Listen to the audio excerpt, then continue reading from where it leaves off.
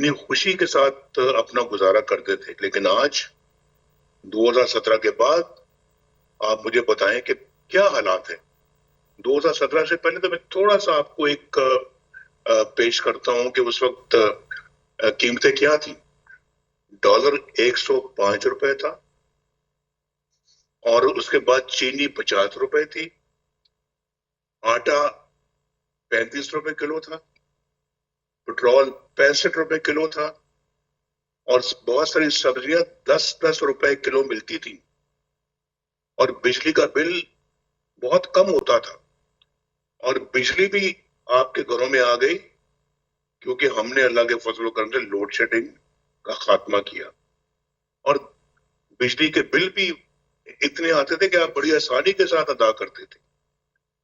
Motorways मुल्क में बन रही थी, दहशत गर्दी खत्म हो रही थी या खत्म हो चुकी थी, लोड शेडिंग खत्म हो गई थी, फॉरेन एक्सचेंज रिजर्व्स बुलंदी की बुलंद तरीन सतह पे थे।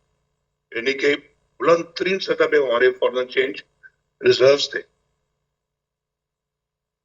आज 2017 के बाद एक एक बिलियन डॉलर के लिए पाकिस्तान को जाके तो अपने दोस्तों से दरखास्त करनी पड़ती है कि हमें 1 बिलियन डॉलर दे दें। अच्छे, हमें इतनी अच्छी कौम को क्या बेकारी बना दिया है। और ये आपके बेंचों के फैसले ने, ये तो तसलसल लगता है मुझे वही 2017 का जो आज हो रहा है। मैं बिल्कुल उसको उसी नजर से देख रहा हूं। मैं आपको भी दिखाना चाहता हूं अपनी कौम को। प्लीज अपनी आंखें खोलें। ये पाकिस्तान के साथ उन्होंने बड़ा घिनौना मजाक किया, और आज पाकिस्तान को खुदा न खासा तबाही।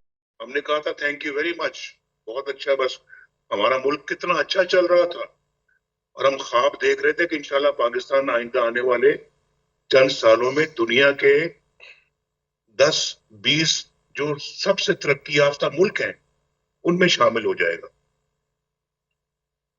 आज के फैसले पता नहीं कहां लेके जाएंगे इस मुल्क को। अभी जो फैसला करने जा रहे हैं भाई, बचो इस फैसले से। जो कर सकते हो करना चाहिए, आपको खड़े हो जाएं।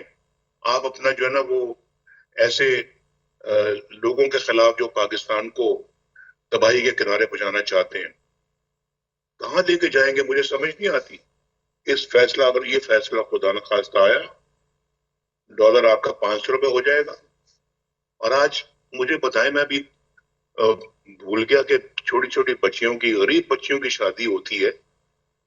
एक एक तोला जो मेरे जमाने में जो 50,000 रुपए तोला मिलता था, आज 2,07,000 रुपया पे पहुंच चुका है।